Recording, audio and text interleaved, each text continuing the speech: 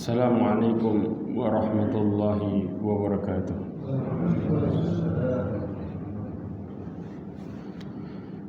Innal hamdalillah nahmaduhu wa nasta'inuhu wa nastaghfiruhu wa nastahdihi wa na'udzu billahi min shururi anfusina wa min sayyiati a'malina may yahdihillahu fahuwal muhtadi ومن يضلل فلن تجد له وليا مرشدا أشهد أن لا إله إلا الله وحده لا شريك له وأشهد أن محمدا عبده ورسوله بلغ الرسالة وأدى الأمانة ونصح الأمة وتركها على محجة البيضاء ليلها كنهارها لا يزيغ عنها إلا هالك.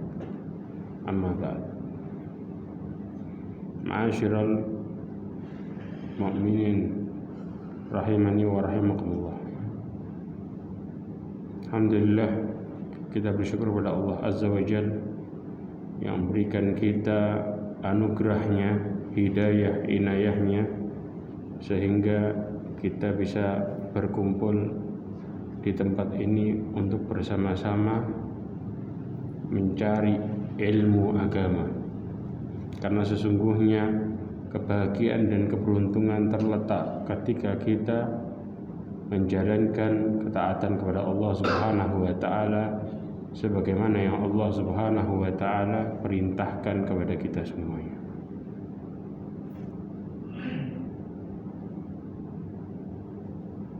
Ma'asyiral mu'minin rahimani wa rahimakumullah.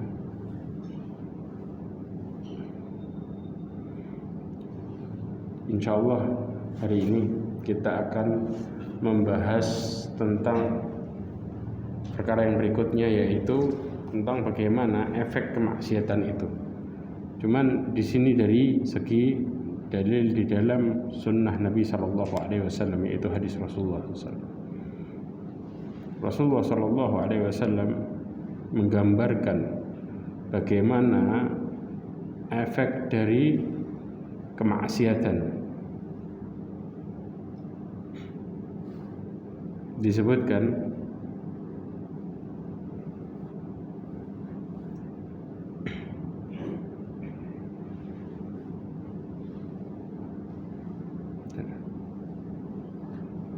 nggak bisa ini. Ya.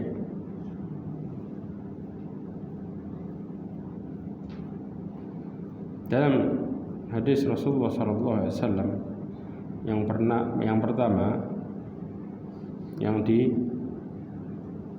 oleh Al-Imam Ibnu Qayyim Al-Jauzi adalah dari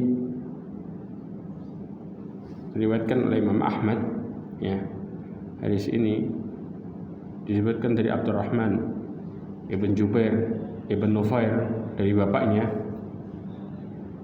Dikatakan lamma futihat Qubrus furriqa baina ahliha fabaka ba'dhum ila ba'd fara'aitu Aba Darda jalisan wahdahu yabki faqultu ya Aba Darda ma yubkik fi yawmin a'azzallahu fihi al-islam wa ahlah faqala wayhaq ya Jubair ma ahwanul khalqi ala Allah azza wa jalla idza adaa'u amrah bainama hiya ummatun qahiratun dhahiratun lahumul mulk taraku amrallahi fasaru ila ma tara.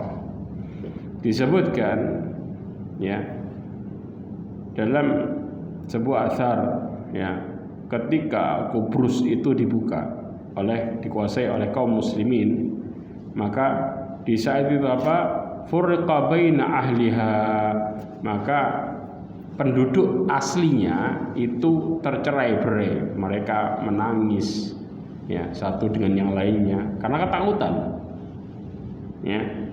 Mereka berpikir seperti berpikirnya mereka ketika membuka kota lain, mau dihabisin dan lain sebagainya. Pikirannya orang-orang kafir kan seperti itu, bengis. Ya. Kemudian fabaka ba'dhum ila ba'd, sebagian menangisi sebagian yang lain. Faraitu Abu Darda jalisan wahdahu yabki. Kaum muslimin saat itu senang kan buka kotak. Tapi ada satu orang yang dalam posisi duduk kemudian menangis. Siapa dia? Abu Darda. Abu Darda berpikir di posisi yang lain. Apa yang terjadi? Dikatakan faqultu ya Abu Darda ma yubkik fi yaumin azzallahu fihi al-islam wa ahlihi. Apa yang membuatmu menangis di hari yang Allah SWT muliakan agama Islam ini dan para pemeluknya? Ya, maka kemudian Abu Darda mengatakan, wahai hak ya Jubair, celaka engkau wahai Jubair. Kenapa? Ma'ahwanul khalqa 'ala Allah azza wa jal idza adau amrallah. Maka kemudian saksikan betapa hinanya makhluk Allah di hadapan Allah ketika mereka meninggalkan perintah Allah azza wa jal. Berarti apa? Orang-orang kafir ketika mereka meninggalkan perintah Allah, Allah tegakkan agamanya di saat itu, mereka jadi terhina. Kelihatan apa? Nangis, ketakutan. Paham di sini ya? Jadi Abu Darda berpikir dari sisi yang lain. Berpikir dari sisi mereka. Ini loh penyebab ketika kalau kemudian perintah Allah itu dipinggirin. Akhirnya mereka terhina, ketakutan dan kondisinya begitu dahsyat saat itu. Ya. Kemudian Abu Darda mengatakan lagi, bainama hiya ummatun tahirah. Dulu ya. Dia adalah umat yang kuat, qahirah. Ya, dhahirah. Dhahirah di sini diistilahkan apa? Terhormat. Ya. Jadi dia ini kelihatan. Ya. Kelihatan umat yang wah. Di saat dulu ketika mereka berkuasa. Kemudian lahumul mulk, mereka memiliki kekuasaan, kerajaan maksudnya. Ya, wa taraku amrallahi fasaru ila ma tara. Tapi mereka meninggalkan ketentuan Allah, aturan Allah ditinggalkan. Maka engkau sekarang lihat kondisinya. Sebagaimana yang kau lihat sekarang. Ya ikhwah. Tahu istana Al-Hamra? Al-Hamra. Di mana itu? Di Eropa kayaknya. Spanyol. Spanyol itu masuk Eropa enggak? Masuk ya? Nah. Istana Al-Hamra itu Ratu siapa sih namanya? Astagfirullahaladzim. Yang Isabella menguasain tanpa perang. Kebayang begitu lemahnya di saat itu. Gara-gara apa? Mereka mulai meninggalkan Quran dan isinya. Makanya rajanya takut perang. Dan dikasih Ratu Isabella mengatakan apa? Kamu ya sama keluargamu rajanya diusir pergi. Nanti rakyatmu tenang. Kita nggak akan apa-apain, aman, tentram. Subhanallah, begitu pergi rakyatnya dibantai. Kaum muslimin dibantai habis. Di saat itu kenapa Allah hinakan habis? Karena mereka meninggalkan apa? Aturannya Allah buat, maka Allah hinakan sehina-hinanya. Musuhnya jadi kuat, kaum musliminnya jadi lemah. Ini yang terjadi. Maka dari zaman ke zaman kita mengatakan kadang-kadang, ya, kenapa orang kafir begitu melenggangnya di dunia dengan enak, sedangkan orang muslim itu seakan-akan dalam posisi terpojokkan dan terhimpit? Jawaban alasannya satu ya ikhwah, mulai ninggalin aturan Allah, selesai. Itu penyebab utama. Dan perkara ini nggak bisa kemudian kita mengatakan ditawar, kok nggak gini aja, kok gini kenapa? Kenapa kok nggak dimuliain terus? Karena pelakunya menghinakan dirinya sendiri. Karena kaum muslimin menghinakan dirinya sendiri. Meninggalkan ketentuan Allah adalah sebuah kehinaan buat diri sendiri. Karena kemuliaan terjadi dengan ketaatan. Ya.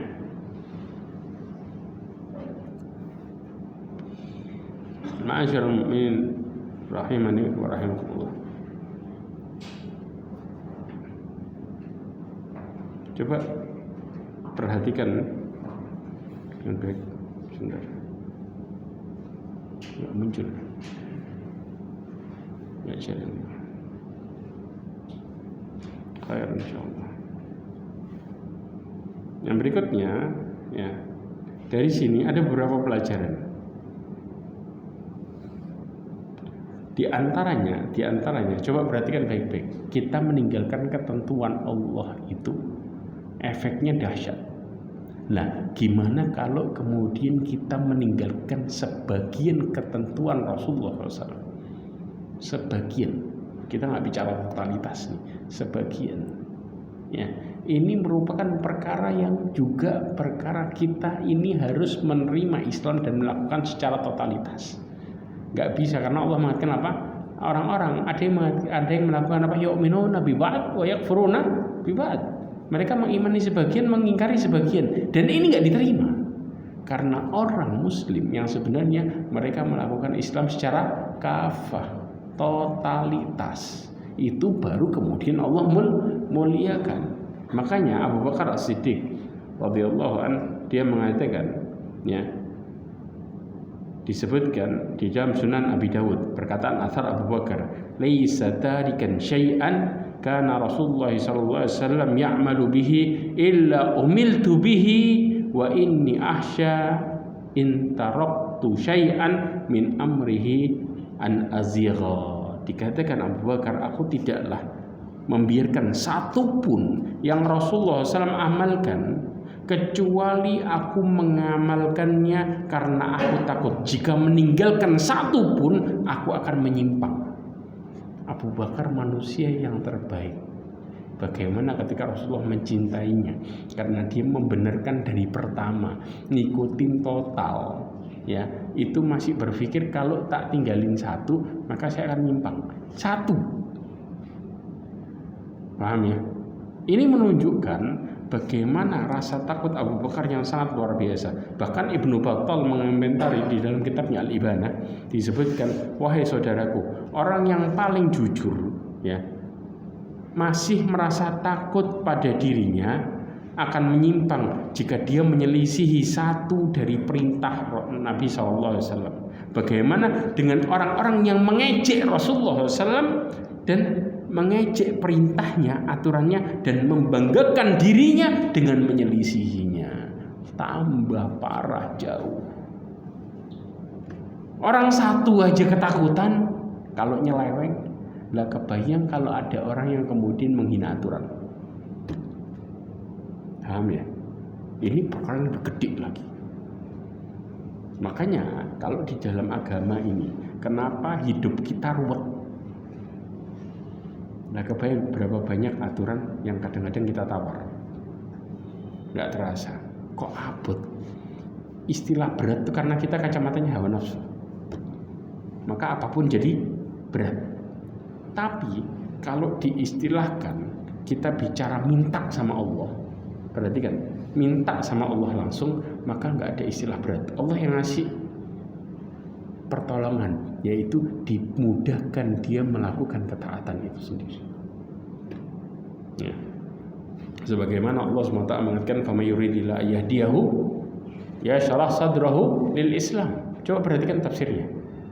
Ya. Syekh Abdurrahman Ibn Nasir As-Sa'di mengatakan dalam tafsir, Ibnu Katsir, maaf.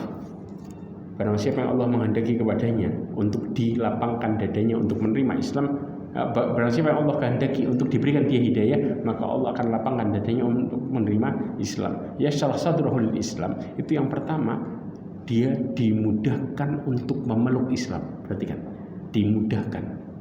Kalau istilah memeluk Islam di sini apa? Berarti dia dimudahkan untuk melakukan taat. Jelas? Step yang kedua adalah diberikan semangat untuk melakukan amal saleh. Kasih semangat. Siapa yang ngasih kita? Allah. Makanya kita minta petunjuk. Ya, karena datangnya orang kadang-kadang nih nggak mau ngelakuin gara-gara apa? Nggak semangat, males. Iya apa enggak? Ya itu yang jadi permasalahan. Males gara-gara apa? Ngandalin diri sendiri. Ngukurnya pakai diri, bukan ngukur pakai minta sama Allah hidayah. Karena orang yang Allah jauhkan dari hidayah, Allah buat sebaliknya. Allah buat dia bergantung sama dirinya dan dibuat dia tidak meminta sama Allah pertolongan. Jadi kalau kita nih mulai ngukur diri, berarti kita mulai jauh dari Allah. Tapi kalau kita dikasih hidayah untuk mulai berdoa, maka itu jalan hidayah sebenarnya. Ya, kita mulai minta ini sama Allah, berdoa, ya serius dalam minta hidayah, ya itu jalan hidayah sebenarnya. Karena dari situlah mulai pertolongan datang. Kemudian yang ketiga adalah stepnya Allah berikan dia istiqomah. Bayang nggak? Ini yang disebut dengan yashrah sadrahu lil Islam. Ya. Ma'asyiral mu'minin rahimani wa rahimakumullah. Kemudian Imam Syafi'i menyebutkan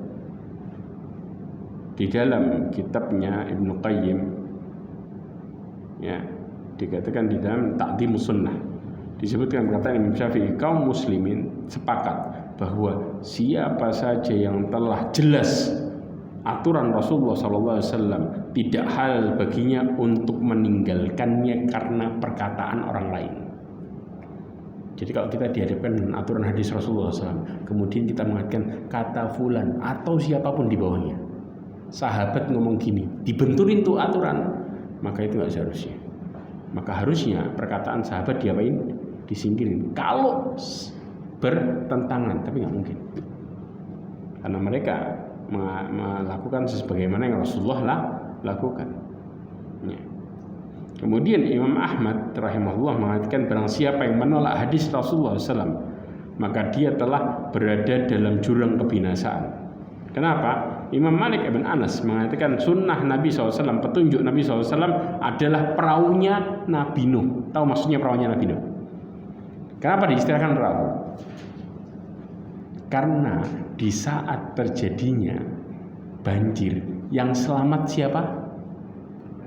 Nabi Nuh dan umatnya yang ada di perahu tok. Itu tok yang selamat, yang lainnya semua tenggelam, nggak ada satu pun yang selamat. Kita bicara dunia waktu itu. Jadi dunia waktu itu, kehidupan tuh ada dua kondisinya. Kehidupan dari mulai Nabi Adam sampai Nabi Nuh, kemudian Nabi Nuh regenerasi lagi. Paham ya? Yang selamat apa? Cuman Nabi Nuh sama orang yang di perahu. Maka orang yang mengikuti sunnahnya Rasulullah SAW itu kayak orang yang naik di perahunya. Yang nggak ikut berarti apa? Tenggelam. Yang ikut selamat. Itu istilahnya. Bagaimana kemudian Imam Malik bin Anas mengistilahkan perkara itu. Berarti kalau orang yang nyelisihi, berarti mereka kayak di darat yang nggak ikut kapal. Ya sudah, tenggelam dengan fitnah dan lain sebagainya. Hidupnya bermasalah dan itu pasti. Jelas ya. Ini kondisi kalau menyelisihi sebagian. Nah kalau totalitas, jelas ya ikhwah. Makanya kenapa orang kafir hidupnya nggak pernah bahagia? Bukti, masa sih mereka nggak bahagia? Ya ikhwah, kalau mereka tenang, perhatikan kata-katanya, tenang, nggak mungkin di dalam ajarannya isinya pesta tok. Bener nggak? Pesta semua nggak isinya? Hah? Sebentar ada acara ini pesta, ini pesta, ini pesta. Orang Muslim butuh pesta nggak? Nggak butuh ya. Kita ini nggak butuh pesta karena ibadah itu sendiri membawa ketenangan. Ada ibadah kita pesta isinya? Ada nggak? Nggak ada. Adanya apa? Zikir. Pesta tak itu? Ada tak? Perlu kita kemudian ketika mempelajari sesuatu, kemudian sesuatu itu jadi lucu. Karena tidak ada yang perlu dalam agama untuk ditertawakan. Jelas ya? Di saat keseriusan terjadi, kita mendapatkan petunjuk sebenarnya. Karena kalau kemudian kita nih contoh pengajian, kemudian berguru, yang sampai di rumah apanya? Ilmunya apa candanya? Ilmunya apa candanya? Candaannya yang nyampe. Kalau kemudian, makanya subhanallah ya ikhwah, kalau ngaji serius tegang, ya ikhwah, kita sadar setelah tegang. Kita sadar ternyata agama ini petunjuk setelah kita menelaah sampai benar-benar serius. Begitu kita nggak serius, nggak nyantol, subhanallah. Dan subhanallah di pengajian kita dapat tenang, padahal nggak ada pestanya. Ini menunjukkan bagaimana agama itu sendiri membawa kebahagiaan ketika itu hak. Ya, kenapa? Rasulullah mengatakan secara jelas, wal ithma ma haka fi nafsika wa karihta ayattali alaihi nas walau aftaka al maftun. Dikatakan aku maqal dosa itu maha ka fi nafsika, yang membuat hatimu gelisah, ya. Wa karihta ayattali alaihi nas, dan engkau benci orang tahu apa yang kau lakukan dari dosa. Kebayang enggak kita ngelakuin satu dosa ketahuan orang, gimana rasanya? Bangga tak? Kalau hatinya mati mungkin bangga. Kita bicara hati normal sekarang. Bangga gak kita? Gak bakal bangga hatta satu. Ya. Walau aftakal maftun, walaupun orang ngasih engkau motivasi nenangin nih, 1000 orang nenangin, kalau itu namanya dosa mesti sumpah. Ya enggak? Kita punya sahib biasa majelis, datang adzan, subhanallah kita nunda sholat, ini hati rasanya gini. Padahal saya sudah waktu isya panjang ya akhi, kamu bisa sholat di tengah, bisa sholat ya akhi. Orang hatta ngomong kayak gitu tetap kita sumpah. Paham ya di sini? Itu bagaimana Allah Subhanahu wa taala memberikan perkara ini. Kenapa? Karena ketaatan itu membawa kepada kebahagiaan dan ketenangan. Kalau kemudian kita ninggalin aturan, lah kebayang hancurnya diri kita, hati kita, hidup kita, gelapnya luar biasa. Untuk nutupin kegelapan kita nyalain pakai apa? Pakai maksiat. Jadi gali lubang tutup lubang, bukan gali lubang tutup lubang. Artinya apa? Gali semakin dalam. Gak ada yang ditutup soalnya. Jelas di sini? Paham ya? Oke. Ma'asyiral mu'minin rahimani wa rahimakumullah. Saya angkat ada sekitar 3 kisah. Bagaimana efek meremehkan aturan. Ini aturan yang diremehin satu-satu kisah ini. Ya, dan efeknya pas yang remehin aturan.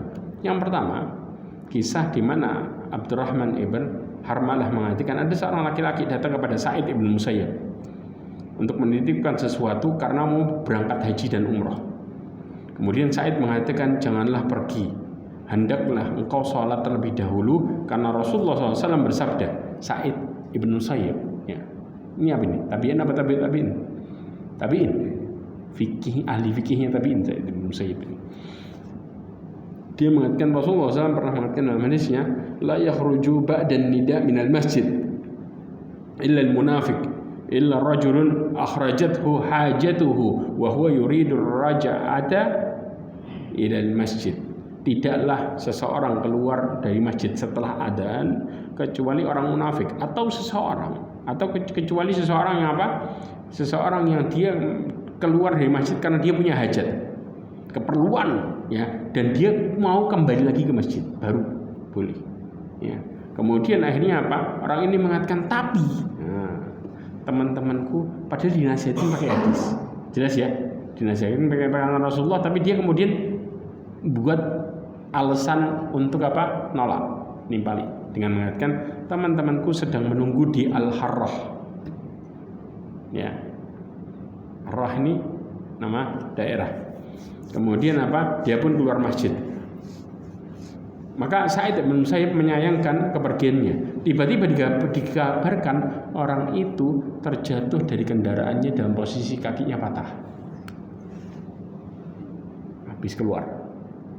Sudah dikasih tahu hadis Rasulullah, saya dibantah. Allah bayar kontan. 1. Kisah kedua. Ada seorang zaman Rasulullah SAW, ya, Rasulullah memperingatkan untuk makan dari tangan kanan, dari Ikrimah ibn Ammar. Dia dikabarkan oleh Iyas ibn Salamah ibn Aqwa, ya, dari bapaknya, bahwasanya ada seorang akala inda Rasulullah sallallahu alaihi wasallam bishimali. Ada seseorang, ya, makan dengan tangan kirinya waktu makan bersama Rasulullah. Ya, maka Rasulullah mengatakan kul biyamini, makanlah dengan tangan kananmu. Maka dia mengatakan la astati, saya enggak bisa. Maka kemudian Rasulullah mengatakan lastata'ta, kamu enggak akan bisa. Subhanallah, akhirnya apa? Mana'ahu illal kibr, dia apa? Enggak mau melakukan karena sombong. Akhirnya apa? Qala fama rafa'aha illa fi. Maka kemudian apa yang terjadi? Maka dia tidak bisa mengangkat tangan kanannya ke mulutnya, langsung stroke tangan, mati langsung tangan. Subhanallah. Dia ngomong apa? Saya nggak bisa. Sombong kan? Rasulullah mengatakan nggak bakal bisa. Langsung kejawab. Nauzubillah min dzalik. Makanya Imam Nawawi mengatakan ya di dalam Syarah Sahih Muslim, karena ini hadis ini riwayat Muslim, dikatakan perkataan tidaklah ada yang menghalanginya kecuali rasa sombong. Ini bukan berarti dia adalah orang munafik. Karena semata-mata ada rasa sombong dan menyelisihi Nabi SAW tidaklah mengharuskan adanya sifat munafik dan kekufuran dalam diri seseorang. Jadi orang yang menyelisihi aturan itu belum tentu munafik. Gara-gara apa? Sombong. Sombong itu bisa menjangkit siapa aja. Hatta orang muslim yang dia berhati-hati, kalau sudah sombong, sudah. Contoh nih ya ikhwah, kadang-kadang ini ada orang sahib, dulunya mungkin melihatnya adik kelas sana, tiba-tiba nasihati, dibantah sama dia. Ini menunjukkan kesombongan. Alasannya apa? Dulu bawahan sama sana dinasihatin bawahan. Ya ikhwah, padahal Rasulullah mengatakan apa dalam hadisnya, adinun nasihat. Agama ini adalah nasihat. Jadi nggak bisa kemudian seseorang dengan serta-merta siapa yang ngomong baru kemudian didengar. Kalau kemudian itu perkara yang hak, ya secara jelas dan dia tahu dalil itu secara jelas, maka kemudian harusnya nasihat ini dia berterima kasih untuk memperbaiki dirinya dan langsung praktek terhadap perkara itu. Karena itu bentuk kasih sayang Allah kepada hambanya. Allah menegur hambanya lewat orang lain. Ya, maka kemudian apa? Dikatakan sini akan tapi perbuatan ini adalah maksiat. Mengingat perintah adalah perintah yang harus diperhatikan. Ya. Coba perhatikan, ya, mana yang lebih besar? Melanggar perintah atau melakukan larangan? Mana yang lebih besar? Melanggar perintah atau melakukan larangan?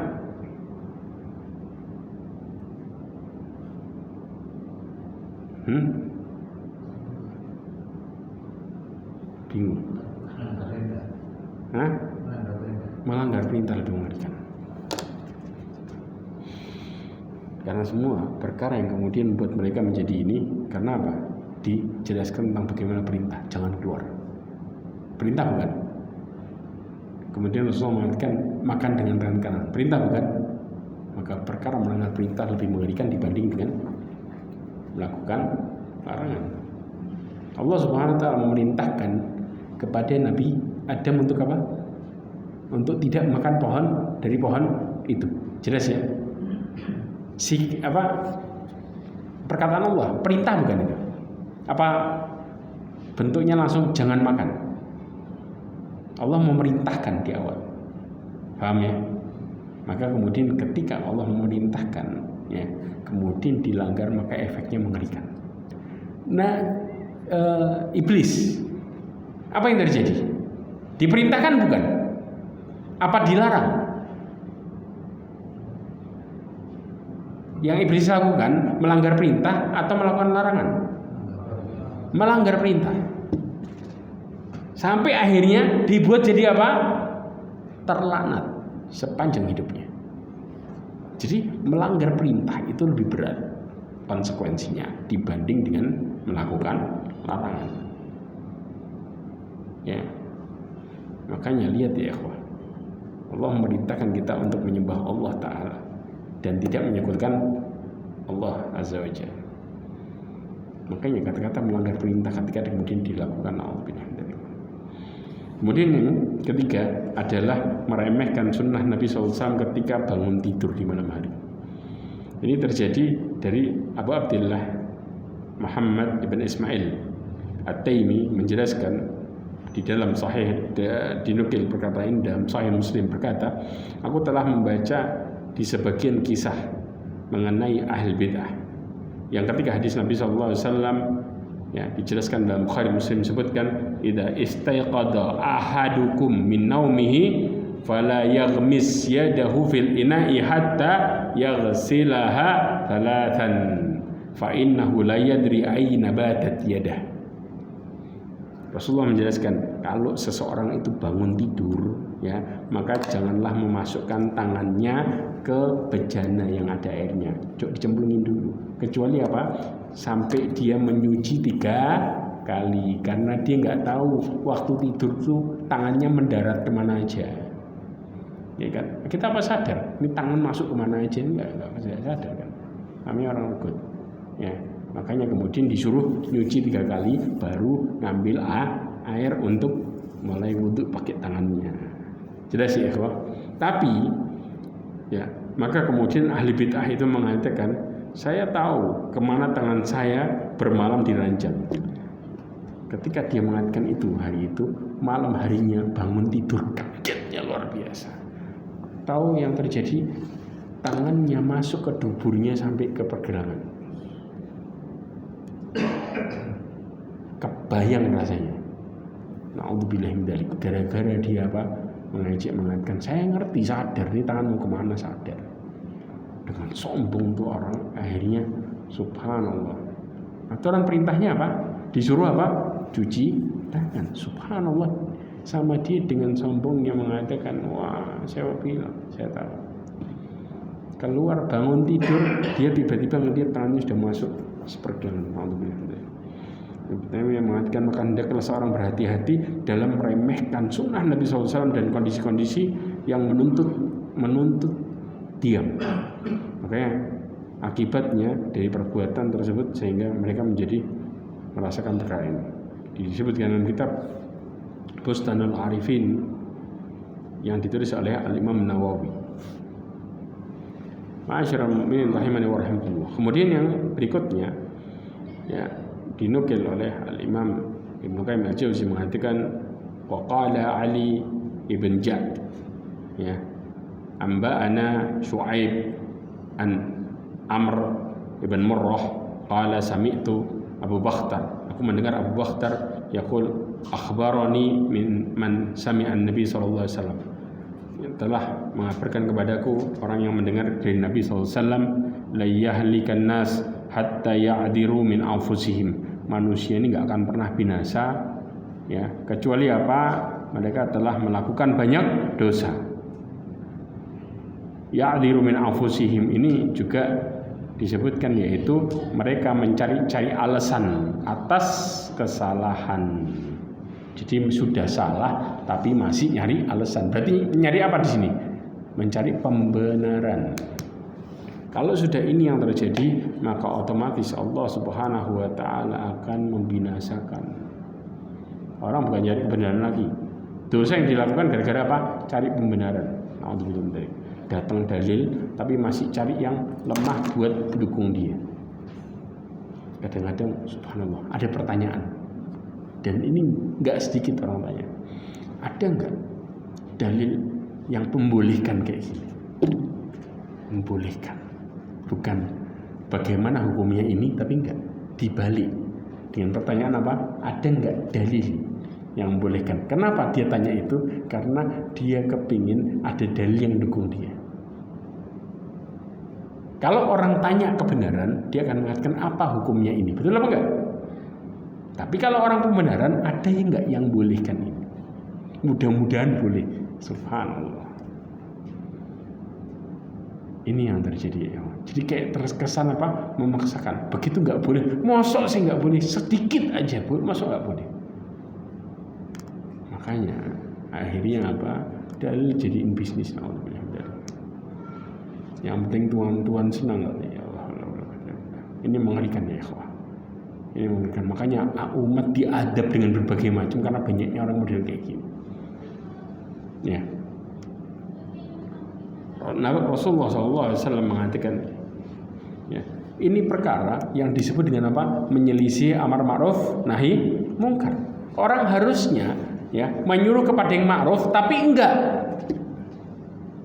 Tapi apa? Berusaha untuk apa?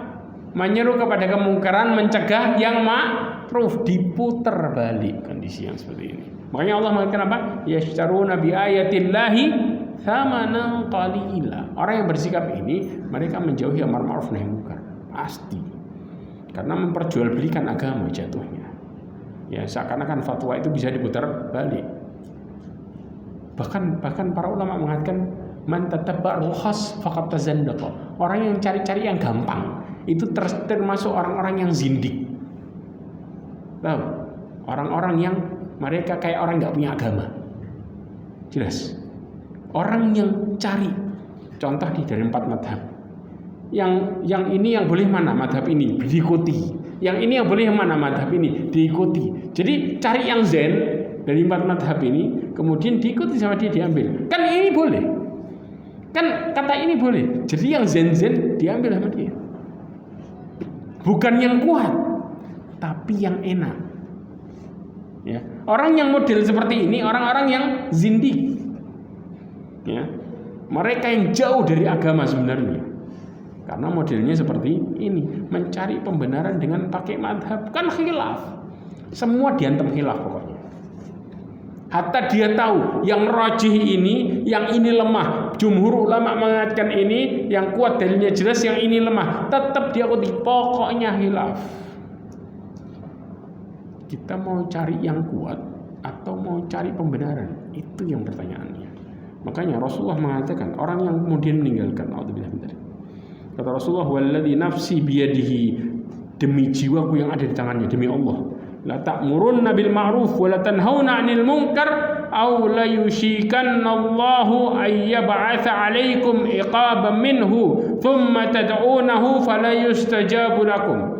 Rasulullah mengingatkan dalam hadis yang diriwayatkan Imam Tirmidzi dan Imam Ahmad, sebutkan, demi Allah kata Rasulullah, ya, yang jiwaku berada di tangannya, ya, kalian tidaklah harus menyeru kepada kebaikan atau mencegah kemungkaran, atau Allah akan mengirimkan adab kepada kalian, kemudian kalian berdoa tidak dijawab. Jadi orang yang meninggalkan amar ma'ruf nahi munkar, nggak ada yang nasihatin satu daerah, semua doanya ketolak. Adab datang, dia mau berdoa balik-balik nggak dijawab. Ini ngerinya luar biasa. Makanya ciri-ciri Allah mau ngasih adab, diapain tuh masyarakatnya? Dibuat istidraj. Ciri-cirinya apa? Ingat baik-baik, itu masyarakat rata-rata maksiat. Jelas? Kemudian orang baiknya diam. Terus jelas ya. Terus kemudian Allah kasih tuh masyarakat kenikmatan yang digerojok. Tidak ada cobaan. Dan mereka semakin maksiat. Kalau sudah model kayak gitu, pindah mendingan. Karena kalau itu berjalan terus, Allah kasih adab. Dan waktu kena adab, mereka minta, tidak didengar lagi. Karena habis. Kenapa? Allah mengatakan fa'idahum mublisun. Mereka terdiam dalam posisi putus asa. Kenapa? Permintaannya nggak didengar, mereka nggak bisa tobat. Habis. Ini ciri-ciri bagaimana Allah Subhanahu wa taala kemudian ngasih istidraj karena kebencian luar biasa, meninggalkan amar ma'ruf nahi munkar. Ya. Kemudian Rasulullah SAW mengatakan dalam hadis yang lain di Imam Ibnu Majah, dikatakan ala yamna'anna rajulan haibatun nasi ay yaqula bihaqqin idza alimah. Dikatakan, ingat, janganlah ketakutan terhadap manusia, ya, untuk mengatakan kebenaran apabila dia mengetahui. Kenapa? Jangan takut. Justru kalau kita mengatakan kebenaran di tengah kebatilan yang beredar, kita ini penyelamat. Jadi sampai Allah menjelaskan, kalau masih ada yang membawa kepada peringatan kebenaran, itu daerah masih selamat.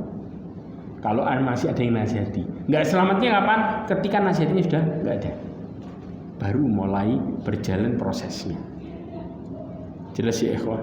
Jadi kalau sudah orang baiknya diem, udah, Allah akan buat tuh daerah makmur. Tapi kalau masih ada yang bawa kepada peringatan, bersyukur. Ya, makanya dikatakan jangan takut. Kenapa? Karena Allah SWT mengatakan innama dzalikumus syaitanu yukhawwifu awliya'ah fala takhafuhum wa khafuni in kuntum mu'minin. Karena Allah mengatakan dalam surat Al-Imran 175, Allah mengatakan sesungguhnya syaitan itu, ya, menakut-nakuti siapa? Aulia, dengan kawan-kawannya, yaitu orang-orang musyrik, ya, nakut-nakuti orang-orang mukmin. Janganlah kalian takut, tapi takutlah kepadaku, kata Allah, kalau kalian benar-benar beriman. Kenapa? Kalau kita takut sama mereka, semakin masuk dalam. Permasalahannya umat ini lemah gara-gara apa? Gara-gara mulai nanti kita gimana? Padahal orang yang menegakkan kebenaran dalam keluarganya saja, itu Allah kasih pertolongan secara jelas. Jelas ya. Kalau kita tidak bisa menasihati sekitar kita, paling enggak kita buat ya agama itu berjalan di keluarga. Ini menunjukkan kalau ini terjadi, maka Allah pertolong diri kita dan generasi kita ke bawah. Karena bapak yang taat, Allah akan memberikan turunan yang taat juga. Di antaranya Allah SWT mengatakan dalam surat An-Nisa ayat 19. Allah mengatakan wa ashiruhunna bil ma'ruf. Fa in karihtumuhunna fa asa an takrahu syai'an wa yaj'al Allahu fihi khairan katsiran.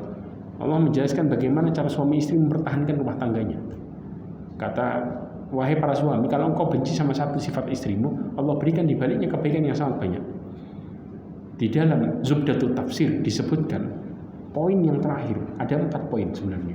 Kenapa? Orang yang kemudian menahan marah ketika dalam posisi rumah tangga, mereka berusaha mempertahankannya dengan baik karena Allah, maka ketahuilah mereka sedang memerangi dirinya, hawa nafsunya. Kemudian yang kedua disebutkan bahwa orang yang kemudian berusaha mempertahankan rumah tangganya, mereka berusaha dalam posisi ibadah, karena pernikahan itu ibadah. Paham ya? Kemudian ya, yang ketiga ya, disebutkan yang terakhir, ketika suami istri berjalan mempertahankan rumah tangganya dengan baik, maka Allah berikan keturunan yang akan mendoakannya, bahkan sampai dia meninggal pun masih keturunannya mendoakannya, supaya Allah mengampuni dosanya. Subhanallah, anak saleh dan salehah yang mendoakan orang tuanya. Dengan catatan apa? Dalam rumah tangga suami istri ini mempertahankan karena Allah, mereka saling menasihati, turunannya otomatis benar. Subhanallah, ini yang terjadi ya ikhwah. Ya. Kemudian sudah habis belum ya? Yang berikutnya dalil yang ketiga. Ya. Diriwayatkan dari dalam Musnad Imam Ahmad dari Ummu Salamah. Dikatakan, "Idza dhaharat al-ma'asi fi ummati ammahumullahu bi'adzabin min indi." Subhanallah. Ini tadi yang saya ceritakan. Ya, ada pertanyaan kan ada, lah orang baiknya kemana? Ya, kalau kemudian muncul tampak secara jelas itu kemaksiatan terang-terangan, ya, dalam satu umat itu, di umat kata Rasulullah SAW, maka Allah akan mengadab secara umum orang-orang yang berada di dalamnya, secara umum kena. Jelas ya. Kemudian Ummu Salamah mengatakan, Rasulullah, amma fihim yauma idin unasun salihun. Wahai Rasulullah, bagaimana dengan orang-orang ya yang di situ ada orang-orang yang saleh, yang taat sama Allah? Bagaimana kondisi mereka? Kemudian kata Rasulullah, qala bala, tentu. Qultu kaifa yusna'u bi ulaik? Bagaimana Allah memperbuat mereka di saat itu? Ya. Kemudian apa? Qala yusibuhum ma asaban nas, thumma yusirruna ila maghfiratin minallahi wa ridwan. Ya. Mereka akan mendapatkan azab sebagaimana yang dirasakan masyarakat. Pertanyaannya nih, kita harga rupiah gak karuan, beli hidup mahal-mahal, paham ya? Semua sembarang naik. Ini orang baiknya kena juga nggak? Kena kan? Tapi lihat baik-baik di poin ini. Di poin ini Rasulullah SAW menjelaskan mereka mendapatkan adab sebagaimana dirasakan masyarakat umum. Tapi kemudian mereka menuju ampunan Allah dan ridhonya. Di balik musibah bareng, mereka langsung tobat dan Allah kasih rahmat mereka. Makanya berapa banyak masjid rame dan kajian di mana-mana habis kena adab bersama. Jelas. Coba dulu pengajian yang datang umurnya berapa? Zaman Pak Harto berapa umurnya? 50 tahun ke atas, 40 tahun ke bawah. Masih panjang ya, kita ini masih muda. Subhanallah. Ya bang, sekarang anak muda mendominasi. Ya, ini menunjukkan apa? Adab atau musibah itu kalau sudah kena banyak orang, mereka semua akan mencari solusi sebenarnya. Cari solusi ngapain? Cari ridho Allah. Mulai sadar, oh ternyata saya banyak dosa. Ternyata zaman banyak fitnah yang luar biasa. Kalau gitu saya nggak mau ikutin fitnah. Subhanallah. Ya enggak? Orang mulai sadar dan cari solusi, yaitu mencari ridho Allah sambil ngikutin pengajian. Subhanallah, dapat solusi di situ. Oh, berarti anak harus hidup kayak gini, anak harus gini. Subhanallah ya. Jelas di sini. Itu orang mukminnya. Allah buat mereka dapat hidayah. Habis kena bala bersama-sama. Sedangkan orang yang ingkar gimana? Ya tetap dalam posisi itu. Tambah tersesat, iya. Akhirnya apa? Cari fulus yang banyak biar selamat. Begitu fulusnya dapat kena penyakit, bingung, penyakitnya nggak bisa sembuh. Akhirnya ternyata fulus nggak bisa, stres putus asa, macam-macam. Jelas ya di sini. Wallahu a'lam bishawab. Jadi coba kita lanjutkan pada pertemuan berikutnya tentang bagaimana kemudian adab-adab yang lain yang terjadi. Dari mulai orang takut mati, takut miskin, ya itu adab juga semua. Ya, gara-gara apa ya ikhwah? Nanti kita akan jelaskan. Jadi setiap maksiat yang ada dengan adabnya khusus. Bahkan yang terjadi sekarang macam-macam ini itu dengan maksiat khusus, adab khusus. Mudah-mudahan Allah SWT melindungi kita dari fitnah-fitnah yang ada. Mudah-mudahan Allah Subhanahu wa taala menjadikan kita hamba-hamba Allah yang bertakwa kepada Allah Azza wa Jalla, dan mudah-mudahan Allah Subhanahu wa taala menutup hidup kita semua dengan husnul khatimah. Subhanakallahumma wa bihamdika asyhadu an la ilaha illa anta astaghfiruka wa atubu ilaik. Wassalamualaikum warahmatullahi wabarakatuh.